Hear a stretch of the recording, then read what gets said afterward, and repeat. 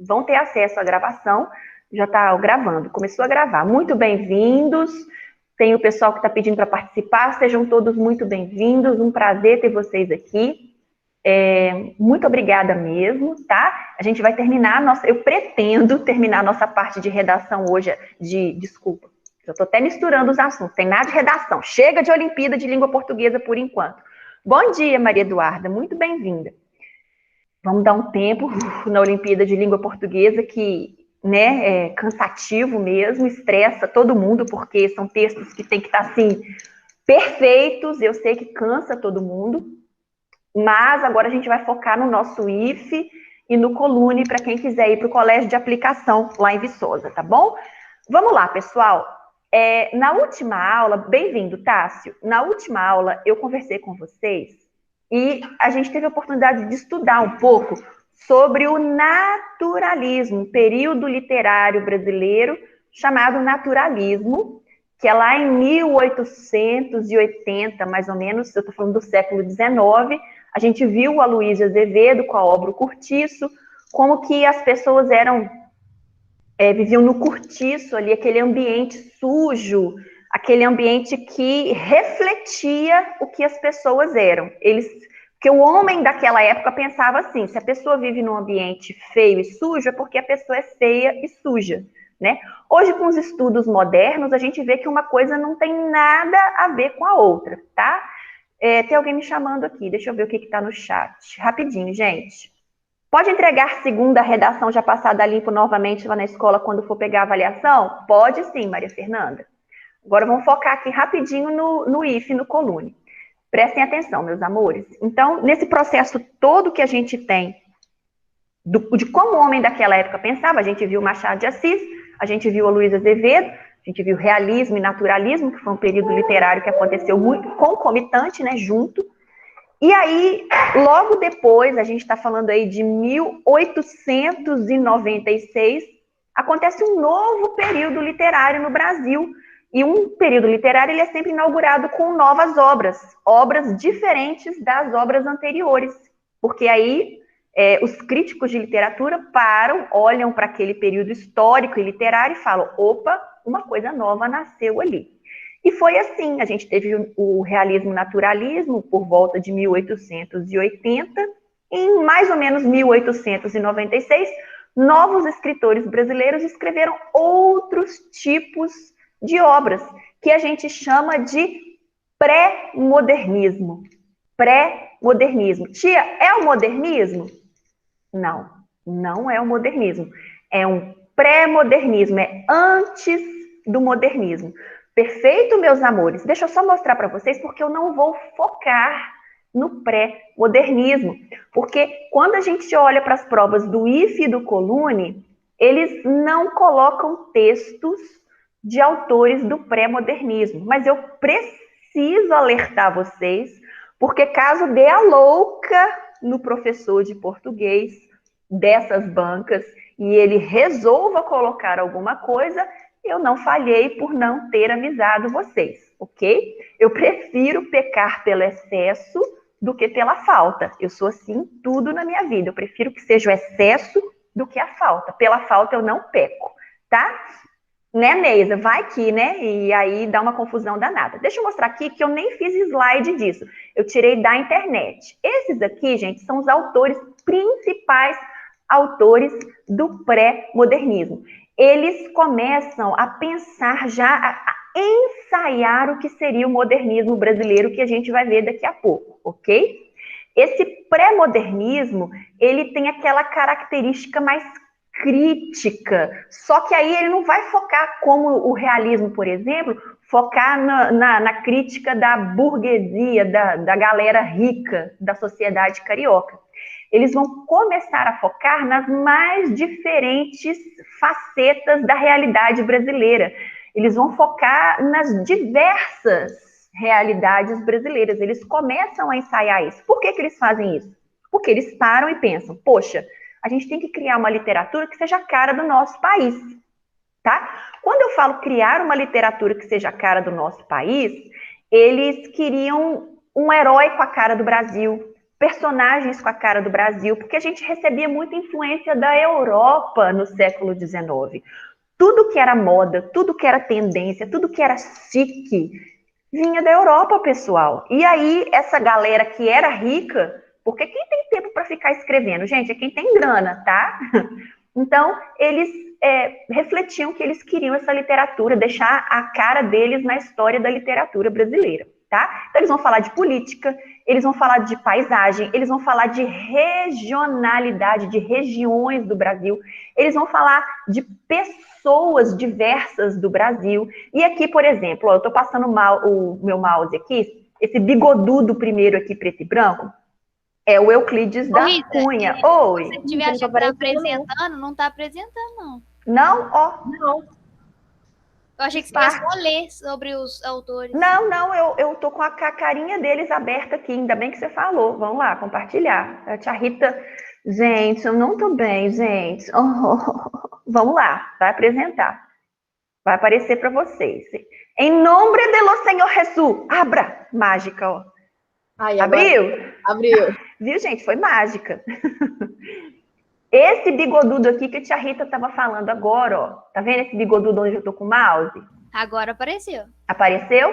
Esse aqui, gente, é o Euclides da Cunha. A gente chama ele de engenheiro das palavras, porque esse homem escrevia com uma perfeição sem igual. Os textos que ele escrevia, aquele texto assim, que você escreve, reescreve, reescreve, reescreve, reescreve, e quando você acha que tá bom, você pega e reescreve de novo, para ficar perfeito. É como se fosse uma joia o texto dele. E o Euclides da Cunha, ele inaugurou... Oi? Era perfeccionista, então. Perfeccionista, exatamente. Vocês vão, na literatura dele, vocês vão ver que ele começa a falar de coisas que aconteceram no Brasil. E a principal obra dele chama Os Sertões. Prestem atenção, que fala, ai tia, eu já ouvi na escola aquela obra Os Sertões Veredas, é isso? Aí eu vou falar, não é isso, tá? Os Sertões Veredas é uma obra do João Guimarães Rosa, que tem, assim, acontece muito mais adiante, lá no fim do modernismo brasileiro, tá? E aí a gente já vai estar falando de 1930, eu estou falando do pré-modernismo, 1896, Euclides da Cunha, que tem a obra chamada só Os Sertões. Os Sertões. E aí ele narra a Guerra de Canudos, que foi uma guerra super sangrenta que aconteceu no interior lá da Bahia, com Antônio Conselheiro, 1896 a 1897, que foi essa guerra, extremamente sangrenta, por disputa de terra, os fazendeiros com seus latifúndios imensos, querendo que aquela quantidade de terra imensa ficasse só para eles, enquanto tinha uma população faminta que não tinha o que plantar, aonde plantar. Tá? Então ele narra isso, e aí a gente vai ver a primeira vez no Brasil que acontece esse tipo de literatura, e isso vai se desenvolver muito no modernismo, e a gente vai ver daqui a pouco, tá? Esse outro aqui eu acho que vocês conhecem, ó, tô passando o mouse, esse bigodinho ralinho aqui, ó. Ele, ó, na música, gente, me deu branco aqui. Sabugo de milho é gente, Pica-pau amarela? É o Sítio do Pica-Pau Amarelo, é o Monteiro Lobato. É porque, assim, eu tenho vagas lembranças da musiquinha, mas ele é o escritor do Sítio do Pica-Pau Amarelo, tá? Só que o Monteiro Lobato não fez só isso não, tá bom, galerinha? O Monteiro Lobato fez muito mais. Inclusive, ele vou falar assim com muito cuidado, porque tem gente que escandaliza, tá? Ai, não pode, eu vou falar, calma, respira, porque são visões. E a gente tem que respeitar visões. Não é questão de opinião, que as pessoas estão embasando o que elas dizem, tá? Mas tem muita gente que diz que o Monteiro Lobato foi um autor racista.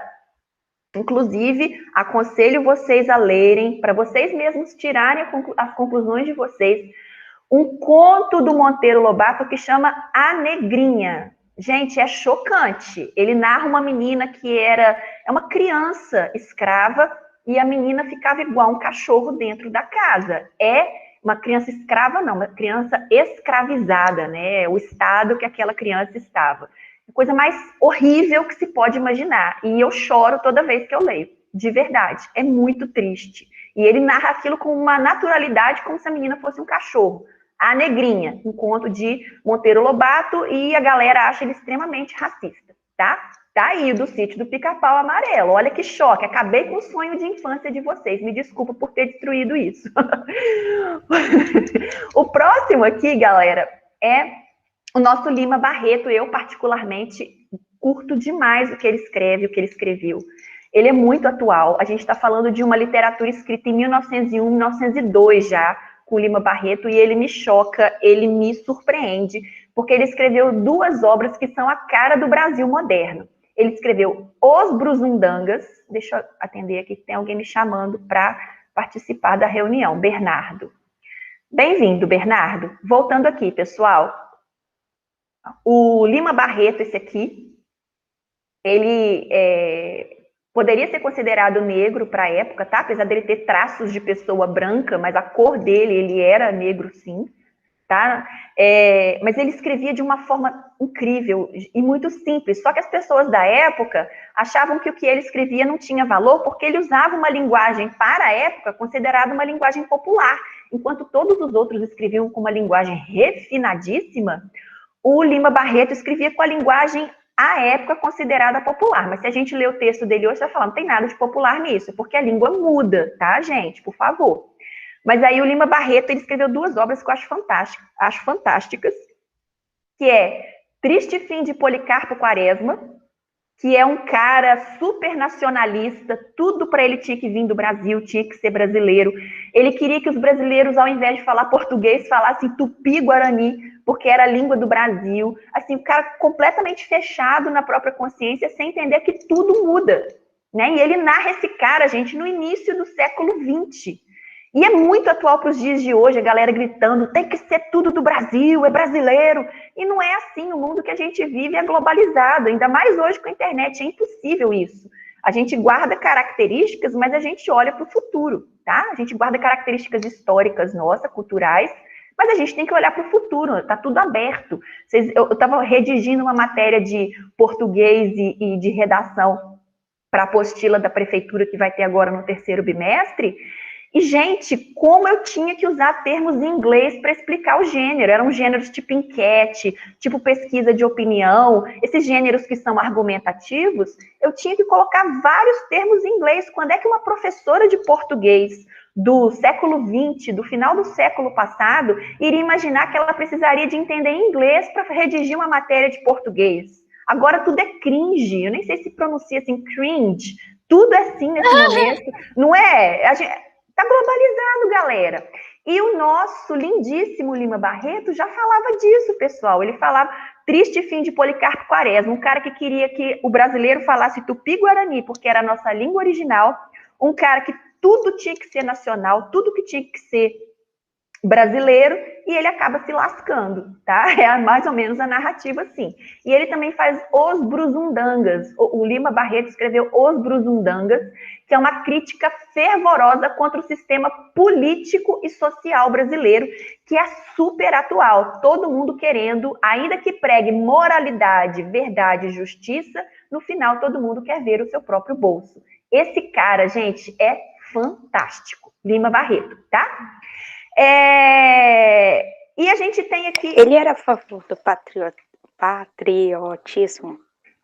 Mas ele não era a favor, ele justamente critica esse patriotismo, tá? Ele critica, assim, ele coloca assim, você precisa gostar do lugar que você vive, mas você não pode se fechar numa casca, porque o mundo é composto de seres humanos, e aos seres humanos nós devemos nos abrir e não nos fechar, por causa de uma bandeira, por causa de um... Entende? É muito interessante a visão dele de mundo, e você vê que é um cara que estava à frente do tempo dele. Hoje, dependendo do lugar que esse tipo de cara caísse, ele seria espancado, seria rechaçado, odiado nas redes sociais. Mas é fantástico o pensamento, um homem à frente do tempo dele, tá? Tem também, gente, o Augusto dos Anjos. E o Augusto dos Anjos, o meu esposo sabe de cor as poesias, a produção literária do Augusto dos Anjos, de tanto que meu esposo gosta. Meu esposo é super ligado com essas coisas de literatura, escreve textos maravilhosos. Não à toa eu me casei com ele, né? Mas é muito legal ver o Augusto dos Anjos. Eu vou até declamar um poeminha. Deixa eu fechar aqui essa tela. Eu vou declamar um poeminha para vocês só me verem agora, do Augusto dos Anjos. O meu esposo sabe de cor, eu não sei, eu tive que anotar, mas é fantástico. Assim, vês Tipo assim, veja você, vês. Ninguém assistiu ao formidável enterro de tua última quimera. Somente a ingratidão, esta pantera, foi a tua companheira inseparável. Ha! Acostuma-te à lama que te espera. O homem que nesta terra miserável mora entre feras, sente inevitável necessidade de também ser fera. Toma um fósforo, acende o teu cigarro. O beijo, amigo, é a véspera do escarro. A mão que te afaga é a mesma que te apedreja. Se alguém causa ainda pena à tua chaga, apedreja essa mão vil que te afaga e escarra nessa boca que te beija. Se Augusto dos Anjos, pré-modernista, autor brasileiro, daqui de pertinho, Leopoldina, tá, gente? Famosíssimo, queridíssimo brasileiro. Eu digo que ele é o poeta da decepção, tá? Em vez de falar, ele vai falar da decepção, ele vai voltar para si e falar da decepção, que é sentir, que é viver, que é uma série de coisas. Inclusive, eu já tive oportunidade, não se escandalize, em 2019 eu levei uns alunos meus para o cemitério para a gente declamar as poesias de Augusto dos Anjos. Nossa, tinha um culto à morte? Não. É para que nunca mais os alunos esquecessem aquela aula de literatura. E até hoje eu encontro com eles e eles falam dessa aula de literatura no cemitério. Ai, tia, que medo! Eu falei, gente, morto não faz nada. E aí eles subiam nas tumbas, né, naqueles túmulos ali, e declamavam, e eu filmava, levaram cartazes e foi fantástico. Eles amaram, até hoje eles falam, tá? Então, eu acabei o meu pré-modernismo. Eu vou abrir o slide agora, gente, do modernismo. Quando eu falo modernismo, eu estou falando da inauguração de um período literário. A gente saiu do realismo-naturalismo, fomos ao pré-modernismo e agora a gente está indo para o modernismo nesses momentos da nossa aula para a gente aproveitar e terminar às 11 horas, tá? O modernismo brasileiro, assim como o romantismo que a gente estudou lá de José de Alencar, de Iracema, de Castro Alves, dos poetas que adoravam e cultuavam o matar e morrer em nome do amor, eu lembro, e vocês devem se lembrar também, que eu deixei bem claro que o romantismo brasileiro é dividido em 3 fases. O modernismo brasileiro, do que você está falando, tia Rita? Do modernismo brasileiro. O modernismo brasileiro também é separado em 3 fases. E eu vou mostrar para vocês quais são essas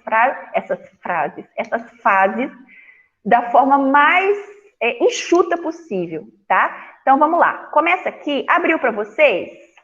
Abriu? Sim. Abriu. Tá. O modernismo no Brasil. O que é modernismo no Brasil? Do que estamos falando? Tá? Vocês estão vendo esse quadro aqui? São os operários, gente. Os operários. Tá vendo a fábrica aqui atrás? As construções, o Brasil se modernizando. Essa gente aqui, queridinhos, eles não tinham voz até então. Quem é que no século XIX falava de trabalhador brasileiro? Falava-se da burguesia, da riqueza, do dinheiro. Inclusive, Machado de Assis criticava muito essas pessoas. Só que aí você vai ver no modernismo brasileiro que essas pessoas começam a receber... A internet do Albino tá caindo, aí ele pediu para avisar que talvez ele não dê para ele continuar. Tá, sem problema, Raquel, não tem problema não. Depois ele assiste a aula gravada. Mas aí, pessoal, o que acontece? Esses trabalhadores brasileiros começam a ganhar rosto, porque eles começam a entrar nas narrativas. A pergunta é, quem é o brasileiro? Como esse brasileiro é? O que ele pensa? É ele que tem que ser retratado na nossa literatura, não os ricos. Os ricos não são a cara do Brasil. A cara do Brasil é quem trabalha. Olha aqui as chaminés de fábricas, de gente que está no chão da fábrica. Tá? E aí a gente vai ver aqui, é muito interessante, porque no meio do rosto desses diversos trabalhadores brasileiros, eu tenho umas figuras aqui, ó. Esse aqui de óculos, ó, Mário de Andrade, escritor brasileiro. Tem a Tarsila do Amaral aqui, que foi quem fez o quadro, tá? Eles estão tentando retratar que eles quem constroem o Brasil. Gente trabalhadora, tá? O pessoal que nunca tinha entrado na literatura antes, tá? Infelizmente, a literatura vai continuar sendo um bem de consumo de gente rica, porque quem podia comprar livro continua sendo quem tem grana, tá bom, pessoal? Mas vamos lá. Como que começou o modernismo no Brasil? Foi inaugurado com a Semana de Arte de 1922. E eu coloquei aqui para vocês, gente, esse aqui era o ticket para você conseguir adentrar a Semana de Arte Moderna e assistir. Essa Semana de Arte, a professora de artes pediu até para a gente fazer uma Isso mesmo, O Abaporu, né? Vocês fizeram uma releitura do Abaporu, não foi isso? Mas teve uma da Semana da Arte mesmo. mesmo. A gente que tinha que apresentar essa bonequinha aí, a gente tinha que fazer outra, mas escrever A a gente Semana fez da Arte, outra. aí no caso colocar Isso Muriaé, esse ano. Fantástico. Vocês fizeram uma releitura da Semana de Arte de Isso, 22. aí do nosso jeito. Aí foi a Semana de Arte de 2021 da Escola Isso. Gilberto Braga. Isso. Legal, nossa, fantástico, sensacional, tá? Boa ideia da professora de vocês. Então, foca aqui comigo. Esse aqui é o ticket da Semana de Arte de 1922, ó. Tem todo aqui, ó. Olha como é que escrevia amanhã. Amanhã, com N no final e não com tio, ó. Como é que a língua muda. 17 de fevereiro, último grande festival da Semana de Arte Moderna, né? E tinha o Vila Lobos, que é um grande compositor brasileiro lá, que ia tocar no saguão do teatro. Exposição de pintura e escultura. Olha como é que escrevia escultura. Esculpitura. Era assim que escrevia. O preço das cadeiras, tá? Bilhetes à venda no Teatro Municipal. Era essa fofurinha aqui, o ticket que te dava acesso para você assistir a Semana de Arte, né? Então, todo aquele pensamento artístico do período em literatura, escultura, pintura, foi transformado nesse período para tentar retratar mais a cultura do brasileiro. A gente estava naquele pensamento assim, vamos deixar de pensar numa literatura francesa, numa literatura portuguesa, e vamos focar no que nós temos e no que nós somos. Perfeito? Deve ter sido São Paulo. Foi em São Paulo. Mas isso aí é um V? Aonde você está vendo isso? Aqui, ó, São Paulo? Não, embaixo lá na... Paulo, S. Paulo, S. Paulo. É um U mesmo. É um U mesmo, parece S. Paulo, 1922, tá? Até a letra pretendia ser moderna, tá vendo? Aqui eles estão ensaiando o início de uma pichação. É mais ou menos isso, tá? Porque isso aí depois tem um V, por isso que eu perguntei. Mas é um U, tá? Vamos supor que é o início de uma pichação. Era uma letra que eles não estavam acostumados mesmo, não, tá? Mas é um U. Então tá, pessoal, deixa eu ir aqui, pronto. Deixa eu voltar aqui, que travou, pronto, vim. O primeiro autor para refletirmos sobre a obra é o Mário de Andrade, através do livro Macunaíma. Tá vendo esse de óculos aqui? Esse é o Mário de Andrade, gente. E ele fez uma obra que eu gosto muito de trabalhar com os meninos do terceiro ano do ensino médio. Eu só vou dar uma pincelada, tá? O Mário de Andrade, gente, ele inaugura uma época, e por isso que o livro dele é modernista, porque vocês lembram que o José de Alencar, lá no Romantismo, fala da Índia Iracema, super idealizada, linda, parece a Pocahontas brasileira? Sim. Então, pois é, o Mário de Andrade, ele altera isso. Ele pega, gente, um personagem que é um índio, que está numa tribo. Só que esse personagem, gente, ele não tem características indígenas e ele não tem características psicológicas de indígena também. O cara é esse aqui, é o Grande Otelo, que interpretou ele nos cinemas. Quem quiser assistir, se chama Macunaíma. Tem o livro Macunaíma e tem o filme Macunaíma, tá? E esse aí é o Grande Otelo, que é um ator que ele é a figura clara do que seja o Macunaíma fisicamente falando, tá?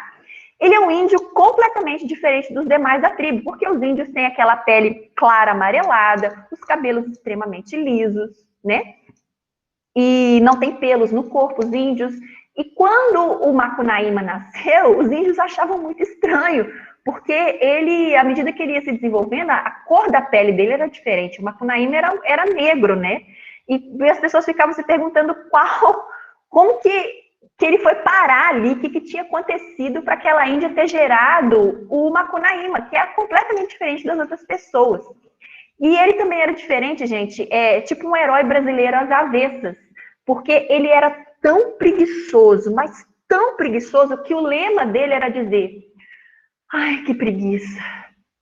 Tudo ele falava: ai, que preguiça. Essa cena aqui do filme, que o Grande Otelo interpreta, inclusive tem no livro. Ele tinha tanta preguiça de sair da rede, que inclusive ele tirava o piu-piu dele para fora para fazer xixi na rede. E aí tinha uma rede embaixo, molhava quem estava embaixo de xixi, de tanta preguiça que ele tinha de levantar para poder fazer xixi no lugar adequado. Era o lema dele, né? Então a gente começa a ver que o Mário de Andrade pintou um herói ao contrário. Não era aquele herói cheio de virtudes, cheio de saber, cheio de coisas para ensinar, com aquelas aventuras fantásticas. A gente vê um cara preguiçoso, um índio que não é índio, preguiçoso e completamente diferente do ambiente que ele vivia, tá? Aqui ele é o Grande Otelo na interpretação no filme. Quem quiser assistir tem na internet, tá? O Macunaíma não tem característica indígena nenhuma. E basicamente é isso, tá? Aí eu faço aqui, ó, de qual autor estamos falando mesmo, de qual período literário, de qual obra. A gente está falando do Mário de Andrade, nós estamos falando do modernismo, estamos falando do Macunaíma. Eu gosto de colocar essas interferências no meio dos slides, porque tem gente que pode estar voando. Não voem, aterrissem e fiquem aqui comigo, tá?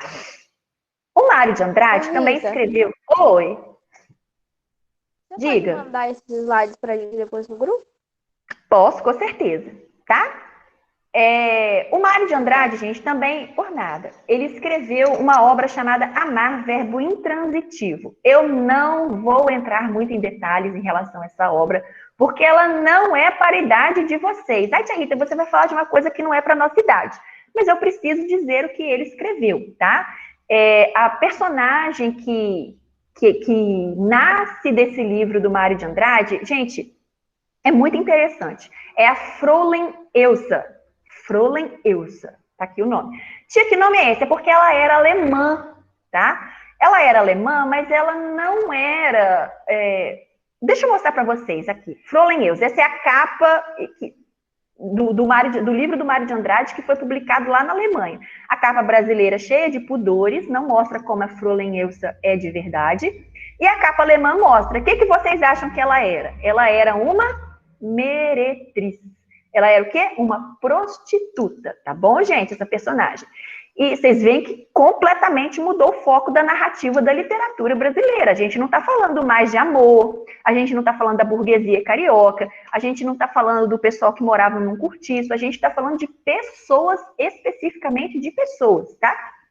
E a narrativa é porque essa família aqui da capa outra edição do livro do Mário de Andrade, Amar, Verbo Intransitivo, a gente vê que esse pai de família aqui, super rico, super chique, casado, cheio de filhos, né? Ele tinha um filho mais novo, esse aqui, ó, e o filho era meio tolobão. Ele tinha 16 anos, tá? E ele era tolobão. O Carlos, esse filho, quando eu digo tolobão, é meio passado, assim, não tinha muita, com 16 anos, ele não tinha muita desenvoltura com as mulheres, nem com trato social. Qual que era a preocupação do Souza Costa, o pai do Carlos? Iniciar o menino sexualmente o quanto possível para ele deixar de ser bobinho. Então, para manter as aparências na sociedade carioca, ele contrata a Fräulein Elsa, essa alemã de olhos azuis e loura, ele contrata a Fräulein Elsa, e aí o pessoal pergunta, por que a Fräulein Elsa está na sua casa? O que ela está fazendo aí? Ele fala, ela está ensinando alemão ao meu filho. Só que, gente, ela não ensinava alemão coisa nenhuma. Ela ia para a cama com o menino, tá? E esse livro foi um choque na sociedade da época. Ela ensinava, o alemão que ela ensinava ao menino eram línguas estranhas em posição de mãos, se é que vocês me entendem, tá bom? Era basicamente isso. Então, você vê assim, que o menino acaba se apaixonando por ela e dá uma confusão danada. Muito interessante o livro. Espero vocês fazerem 15 anos, 15, 16 anos, para vocês poderem ler com mais tranquilidade dentro da faixa etária de vocês, tá? Que a média aí é 14 anos da nossa turma. Perfeito, vou passar para a gente ganhar tempo, tá? Então, o que você pensa sobre o modernismo brasileiro? Eles estão experimentando um novo tipo de linguagem com uma profunda observação sobre o que é ser brasileiro. Então, eles vão ousar nos temas da escrita, como aconteceu com Macunaíma, trazendo esse índio-herói completamente diferente, porque, na verdade, ele não é um herói, ele é um anti-herói, né? A narrativa dele, apesar de ser uma saga atrás de um amuleto, vocês vão ver que ele não tem nada de herói, que ele é cheio de vício, ele é cheio de erro, ele é cheio de pecado, é isso que o Macunaíma mostra, tá? E o Amar, verbo intransitivo, critica a hipocrisia dessa sociedade paulistana, que fala que tem uma professora de alemão dentro de casa, mas, na verdade, a mulher é uma prostituta alemã para iniciar o filho do Souza Costa nas artes sexuais, digamos assim, tá bom? Essa é a primeira fase. A primeira fase Esse livro é brasileiro, né? É brasileiro, é do Mário, tudo brasileiro, gente, Mário de Andrade, tá? Agora eu quero mostrar para vocês um outro slide, porque aqui eu quero terminar a primeira parte do modernismo brasileiro, tá? Deixa eu abrir aqui, tá? Vamos dar rapidamente uma pincelada nessa primeira fase. Eu preciso falar do Manuel Bandeira. Eu estava falando de quem? Do Mário de Andrade, com a obra Macunaíma e Amar, verbo intransitivo. Eu estou correndo porque eu quero terminar isso hoje, tá? E vou mostrar para vocês agora o Manuel Bandeira, que é outro autor brasileiro dessa época do modernismo, tá? Ele escrevia coisas fantásticas. Eu adoro esse cara. Ele é muito bom. Eu me divirto com as coisas que ele escreve. Ele é muito fofinho. Eu chamo ele de autor fofinho, porque ele tinha uma característica de escrita muito diferente dos outros escritores brasileiros, e a gente vai ver agora. Dente de esquilinho, tá vendo? É o meu dente de esquilinho. Eu tenho as formas fofinhas de chamar os meus autores, tá? Ele é o meu dente de esquilinho. Então, o Manuel Bandeira, ele é o poeta do cotidiano, do dia a dia. Ele vai narrar coisas simples nas obras dele, mas que são tão simples que ninguém tinha feito antes e fica fantástico. Aí fala, nossa, tia, era isso que ele escrevia, que sem graça. Aí eu pergunto, você fez isso? Não, ele que fez, então deixa ele brilhar, tá? Deixa ele, tipo assim, vim, vi, venci, arrasei. Deixa eu falar um pouquinho dele, porque naquela época, a gente está falando de 1922, 1923, 24, as pessoas adoeciam porque ainda não tinha antibiótico, tá? Não existia, eles estavam começando a pesquisar os antibióticos. Então, as pessoas contraíam tuberculose e morriam. E o Manuel Bandeira, ele teve tuberculose. E ele teve uma tuberculose grave, tá? Pernambucano, teve tuberculose muito jovem e ele conseguiu se curar. Normalmente, quem se curava de tuberculose naquela época era gente que tinha grana para ir morar em região serrana, onde o ar é mais puro, na serra, né? Vamos supor, vou lá para Petrópolis, porque é uma região de serra, é mais alta, o ar lá é mais puro. Então, as pessoas iam morar em Petrópolis, iam para Teresópolis. E aí, ele faz, os poemas do Manuel Bandeira, faz com que tenha esse forte sentimento de valorização da vida. E aí eu mostro para vocês como que é aqui no mouse um pulmão normal e com a tuberculose, como é que a tuberculose enche o pulmão de lesão. Foi isso que aconteceu com Manuel Bandeira e com tantos outros escritores brasileiros, tá? Olha aqui um pulmão com tuberculose. Ele padecia disso, tá? Sai secreção desse pulmão. É um estado horroroso. E não tinha antibiótico para combater. Hoje, quem contrai tuberculose faz antibiótico terapia e logo se sara. Não era o caso daquela época. Olha só o poeminha que eu separei do nosso Manuel Bandeira. Isso aqui, gente, é uma intertextualidade que o Manuel Bandeira fez de um poema do autor chamado Castro Alves. O que, tia? O Castro Alves, a gente rapidamente passou por ele, deixa eu abrir aqui. Ele é um autor do terceiro período romântico brasileiro. Lembra que ele escreveu Navio Negreiro contra a escravidão, falando da tristeza que era aquelas mulheres amamentando no navio negreiro, sofrendo chibatadas enquanto amamentavam, um horror. O Castro Alves também escrevia a idealização da poesia da mulher perfeita. E o Castro Alves narra aquela mulher perfeita. Deixa eu ver se eu acho aqui para mostrar para vocês, ó. Castro Alves, poema Teresa. A Teresa do Castro Alves, ó, Deus de Teresa. Olha aqui. Era a primeira vez, é a vez primeira que eu fitei Teresa, como as plantas que arrasta a correnteza, levou nos giros seus. E amamos juntos. O que é amar juntos? É isso mesmo que você está pensando, tá? E depois na sala, adeus. Eu disse-lhe a tremer com a fala, e ela, corando, murmurou-se, adeus. Tá? É assim, ele fala do beijo que ele deu nela, que ela estava pálida, que eles tinham que separar-se, entre beijos, entre soluços, eles não queriam se separar, eles queriam continuar fazendo o que eles estavam fazendo, se é que vocês me entendem, tá? E a Teresa era perfeita, gente, ela era um anjo. O Manuel Bandeira, tem nada disso não, tá, gente? Ele é modernista. Olha como é que é a Teresa dele, a Teresa do Manuel Bandeira. A primeira vez que vi Teresa, de quem que é essa Teresa mesmo? Essa aqui é do Manuel Bandeira, não é do Castro Alves. Ele faz uma intertextualidade, ele pega um texto que já existia e conta do jeito dele, obviamente com a visão modernista da Teresa, tá? Olha que engraçado. A primeira vez que vi Teresa, achei que ela tinha pernas estúpidas. Achei também que a cara parecia uma perna. Quando vi Teresa de novo, achei que os olhos eram muito mais velhos que o resto do corpo. Os olhos nasceram e ficaram 10 anos esperando que o resto do corpo nascesse. Da terceira vez, não vi mais nada. Os céus se misturaram com a terra e o Espírito de Deus voltou a se mover sobre a face das águas. Ou seja, ele faz uma comparação bíblica da terceira vez que ele vê a Teresa. Ele não viu mais nada, só o Espírito de Deus se movendo sobre a face das águas, porque apesar da Teresa ser muito feia, ele tinha se apaixonado por ela. Fantástico! Esse cara, gente... Então ele fala, tipo, mal dela, né? Falando das pernas. Isso. Gosta dela? Exatamente.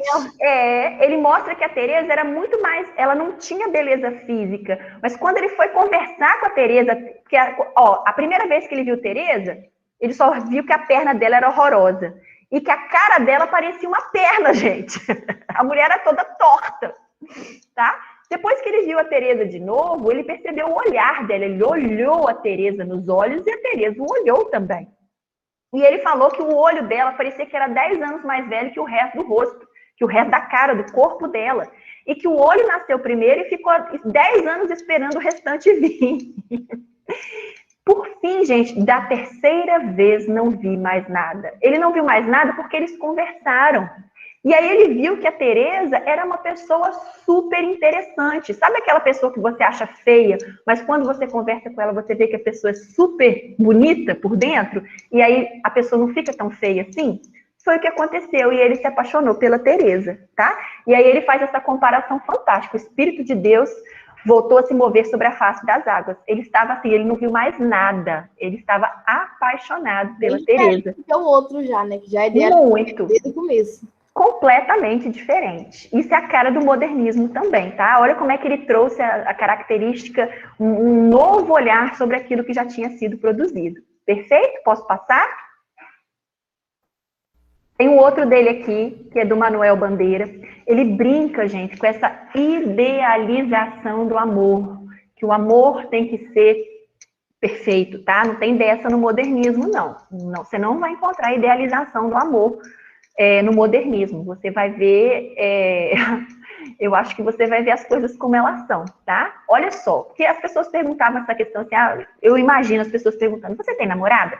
Você é casado? Você tem filhos? Você gosta de alguém? E o Manuel Bandeira era um cara completamente desvencilhado desses tipos de coisa. A preocupação dele era vencer a tuberculose dele, gente. Então, quando ele vai falar do amor, ele lembra de memórias da infância dele. E esse texto dele fala sobre o porquinho da Índia, que foi a primeira namorada dele. Ah, quem foi seu primeiro amorzinho? Ah, foi o menino da minha rua. Ele vira e fala, foi meu porquinho da Índia. Olha aqui, quando eu tinha 6 anos, ganhei um porquinho da Índia. Que dor de coração me dava, porque o bichinho só queria estar debaixo do fogão. Levava ele para a sala, para os lugares mais bonitos e limpinhos. Ele não gostava. Queria era estar debaixo do fogão. Não fazia caso nenhum das minhas ternurinhas. O meu porquinho da Índia foi minha primeira namorada. Manuel Bandeiras. É aquela coisa assim, se com o porquinho da Índia não queria estar do lado dele, gente, vocês imaginam uma mulher. É basicamente isso. Se o porquinho da Índia não fazia caso nenhum dos cuidados dele e só queria ficar debaixo do fogão que tem gordura e sujeira, que dirá do lado dele. Entenderam? É bacana demais o que o Manuel Bandeira escreve, tá? Para vocês entenderem a visão dos autores dessa época, tá? Ele também, gente, escreveu o nosso querido Manuel Bandeira, Dentinho de Esquilinho. Ele é muito fofinho. Ele escreveu o poema Pazárgada. Não é Passárgada, tá, queridos? É Pazárgada. Vou-me embora para Pazárgada. Lá sou amigo do rei. Terei as mulheres, nananã, que nunca tive, tá? É um poema que você já deve ter ouvido em algum lugar. Tem casas que usam placas de decoração dizendo assim, aqui é Pazárgada, porque a casa é tão boa que a pessoa fala que ele mora já em Pazárgada. Pazárgada é um lugar de idealização do nosso querido autor Manuel Bandeira, que ele imagina onde ele vai ser muito mais feliz, tá? Tem aqui, uma vez eu fui numa casa que tinha isso aqui, ó, keep calm and go to Pazárgada. Fica tranquilo e vamos para Pazárgada, tá? E é um poeminha dele, ó, vamos embora para Pazárgada. Lá sou amigo do rei, lá tenho a mulher que eu quero, na cama que eu escolherei. Vou-me embora para Pazárgada. Vou-me embora para Pazárgada porque aqui não sou feliz. Lá, a existência é uma aventura, de tal modo inconsequente que a Joana louca de Espanha, rainha falsa demente, vem a ser a contraparente da nora que eu nunca tive. E como farei ginástica? Olha só a idealização. A gente tem essa idealização. Nossa, eu vou mudar de vida, eu vou fazer atividade física, eu vou comer melhor. Ele também tinha essa idealização, tá, gente? Ó. E como farei ginástica? Andarei de bicicleta, montarei em burro bravo, subirei no pau de sebo, tomarei banhos de mar. E quando estiver cansado, deito na beira do rio, mando chamar a mãe d'água. Quer dizer, ele chama uma entidade do mar para ele. É um lugar que ele dá ordem e as coisas acontecem. Para me contar as histórias que no tempo de menino Rosa vinha me contar. Rosa é quem cuidava dele quando ele era criança, tá? Ele é rico de sociedade pernambucana, não tinha dessa de mãe cuidar de filho, não. Era a Rosa empregada que cuidava mesmo. Vou-me embora para Pazárgada. Em Pazárgada tem tudo. É outro processo seguro de impedir a concepção. Olha o que ele estava falando já. Ele estava falando de método contraceptivo, anticoncepcional. Lá tem um processo seguro de impedir a concepção. Tem telefone automático, tem alcaloide à vontade. Ele está falando de drogas, tá, gente? Alcaloide para você ficar o quê? Doidão, curtir. Não façam isso. A gente está falando de um autor da época, tá? E tem prostitutas bonitas pra gente namorar, tipo sexo casual, tô nem aí, tá? E quando eu estiver mais triste de não ter jeito, quando de noite me der vontade de me matar, lá sou amigo do rei, terei a mulher que quero na cama que escolherei. Então, tipo assim, à noite vem a melancolia, é só eu me lembrar que sou amigo do rei e que eu lá tenho a mulher que eu quero na cama que eu vou escolher. Vou-me embora para Pazárgada. Manuel Bandeira. É muito bom. Tem gente que fala assim, fulano conseguiu as coisas lá na prefeitura porque ele é amigo do rei. Vocês já ouviram esse termo, ser amigo do rei? Vem dessa poesia aqui. Quem é amigo do rei consegue as coisas mais facilmente. Perfeito? Quem é amigo do prefeito, quem é amigo do vereador, quem é amigo do presidente, do governador. Tá? Essa frase do Manuel Bandeira se popularizou. Se você é amigo do rei, você não passa perto. Ok? Vem de Pazárgada, do poema Pazárgada, do nosso queridíssimo Dente de Esquilinho, Manuel Bandeira. Perfeito, amores? Então, tá aqui um pensamento dele. Uns tomam éter, outros cocaína. Eu já tomei tristeza, hoje tomo alegria. Fofíssimo, ele achou um caminho de alegria para si, sem opioides, sem alteradores de consciência. Próxima fase. Deu para entender a primeira fase? A primeira fase é essa busca pela figura do herói brasileiro. Quem é esse herói brasileiro? E a gente vai ver a figura do índio às avessas, A gente vai ver o amor às avessas, perfeito? Sim. Então tá, segunda fase do modernismo, visão crítica do real. Quem que é o expoente dessa fase? Graciliano Ramos.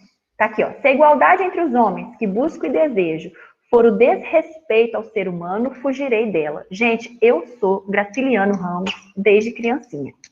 Tudo que eu vou fazer, é o ser humano que está ali. Se vier com um discurso que tem que matar, que tem que... Não é um discurso voltado para a humanidade e não melhora a sociedade em nada. Olha que fantástico que ele diz, gente, em 1928, 1930. Se a igualdade entre os homens que busco e desejo é o desrespeito ao ser humano, eu vou fugir, porque a visão humanista é o que faz a gente se manter humanos. Adoro, assim, curti bastante o que esse homem escreve. Deixa eu mostrar para vocês que aí, lembra que eu falei do Sertão, do Euclides da Cunha, lá em 1896? O Graciliano Ramos, gente, ele vai escrever também sobre essa característica regional, sobre o Nordeste brasileiro.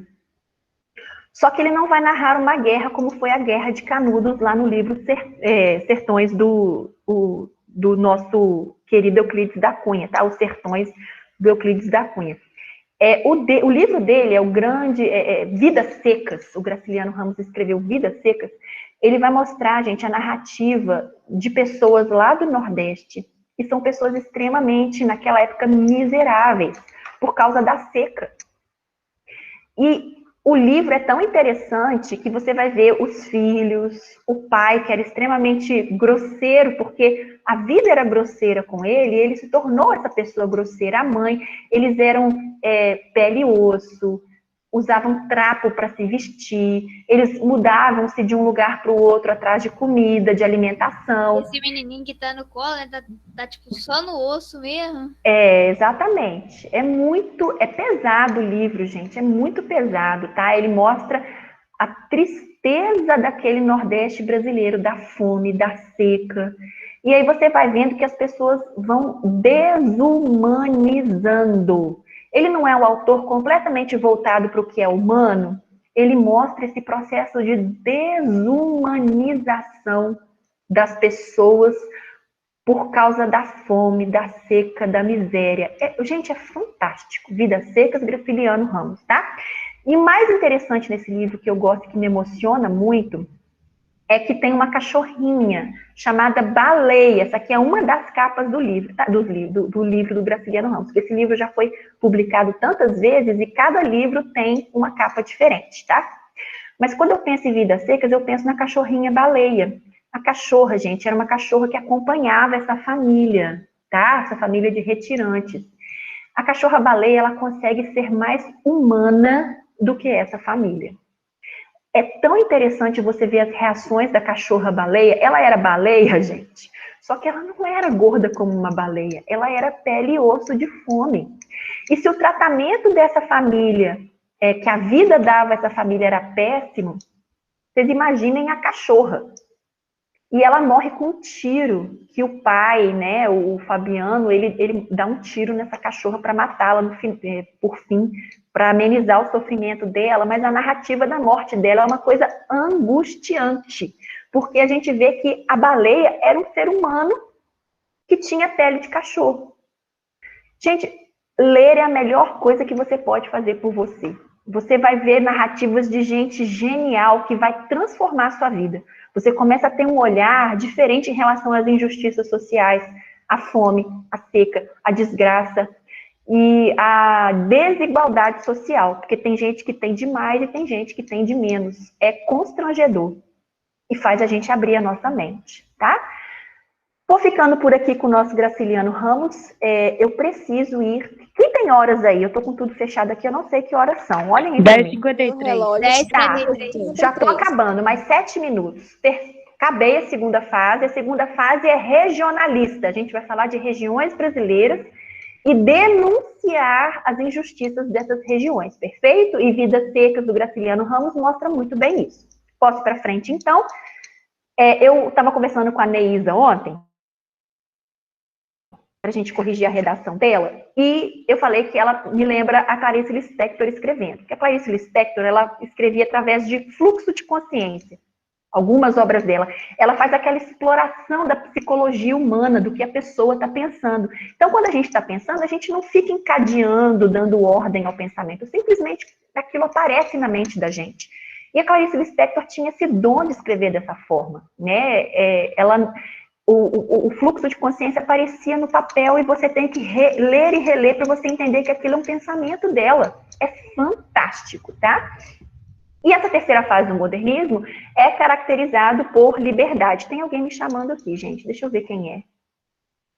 Upsi.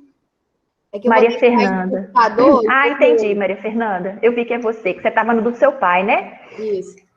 Tá, deixa eu voltar aqui. Então, opa. Eu estava falando da Clarice Lispector. Vamos lá na Clarice. É essa maravilhosa aqui, tá? E ela tem um dos meus, assim, eu aconselho que você veja o filme, tá? Tem o filme na internet de graça para você ver, A Hora da Estrela. Esse aqui é o filme, tem o livro também, tá? E se você tiver dificuldade de entender a linguagem da Clarice, veja o filme para você entender o enredo.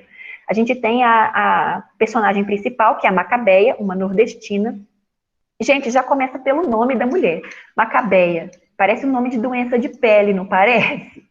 A mulher era toda errada, gente. Errada no sentido assim, ela era insegura, ela era medrosa, ela não acreditava nela, ela era feia, posso falar assim, não é muito politicamente correto dizer, mas ela era feia. Ela não se enquadrava, ela não se encaixava nos padrões, ela não sabia se comportar socialmente, ela era um bichinho do mato nordestino, mas ela tinha um sonho de se casar, gente, de ser feliz, de ter um alemão para ela, de olho azul, ela sonhava isso, tá? E é muito interessante que você vai vendo durante toda a narrativa como é que a vida dá na cara dessa mulher, como é que a vida dela é uma vida triste. Tudo que ela quer dá errado. E no final, ela vai para dar um rumo novo à vida dela, a Macabeia vai uma cartomante para ler o futuro dela, né? E essa cartomante vê lá na bola de cristal dela, né, nas velas, nas cartas dela, que a Macabeia ia se casar com um alemão, que ela seria encontrada por um alemão e que levaria ela às estrelas. Nessa. Como é que é o nome mesmo, Rita? A Hora da Estrela. A Hora da Estrela. Clarice Lispector.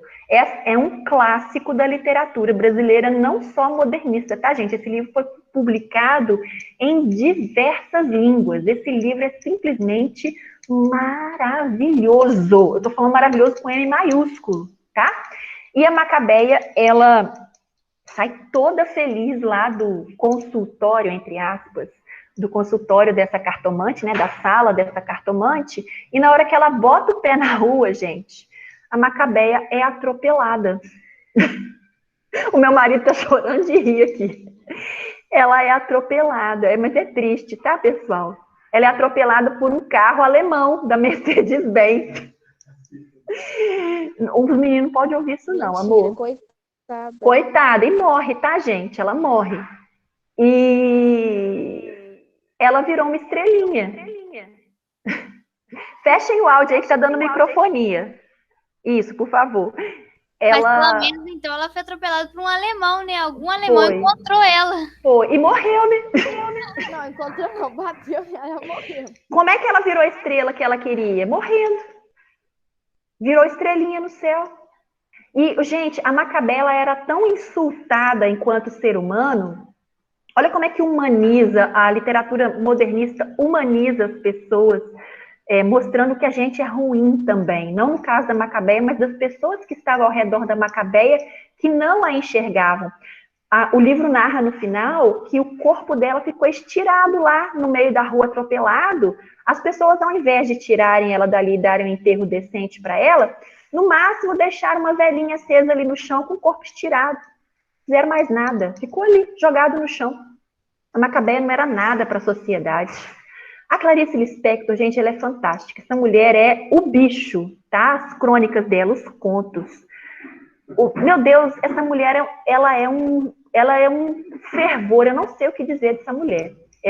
Se eu pudesse fazer mestrado, como eu quero fazer na minha área, eu ia investigar mais a Clarice, porque ela é o bicho, tá? Tá aí, Clarice Lispector, A Hora da Estrela, tá? Aconselho vocês a verem o filme, aconselho vocês a participarem, tá? Tem aqui o resumo que eu tinha feito para os meus alunos anteriores, eu aproveitei os slides, resumo desses períodos modernistas, não vem ao caso para vocês, é só para vocês entenderem mesmo que a primeira fase, ela é a busca dessa figura heróica brasileira, e você vai ver que o herói brasileiro não é um herói perfeito, é um herói muito doido, e tem o Manuel Bandeira ali também fazendo graça disso tudo e invertendo a ordem daquilo que a gente acha que é romântico, não é romântico nada, eles brincam muito disso. A segunda fase ela é regionalista, você vai ver os autores falando sobre regiões brasileiras, sobre injustiça social, sobre o chão desigual que a gente vive.